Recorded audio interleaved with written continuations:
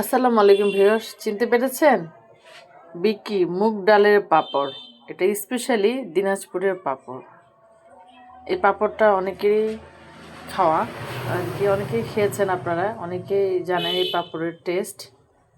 ছোটবেলা থেকেই আমি এই পাঁপড় খেয়ে এসেছি। এই যে এইভাবে ছোট ছোট পিস করে পাঁপড়টাকে ভাজা হয়, যেন সুন্দরভাবে ভাজা যায়। দেখুন, থেকে বড় কড়াইতে অনেক বেশি তেল দিয়ে গোটা পাঁপড়টা একেবারে ভাজা যায়, ওটাও সম্ভব, তবে ওতে তেল লাগে অনেকটা। এটা যেহেতু আমরা দুজন মানুষের জন্য করছি বাসায়,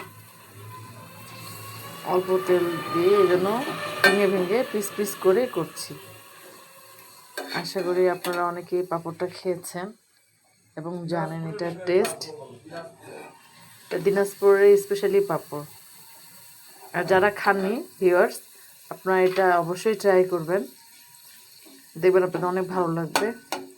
অবশ্যই জানাবেন খাওয়ার পর আপনাদের কেমন লাগলো। এই যে পাঁপড়, যদি আপনাদের খেতে ইচ্ছে হয় তো জানাবেন, আমি আপনাদেরকে পাঠিয়ে দেব। ধন্যবাদ। আসসালামু আলাইকুম।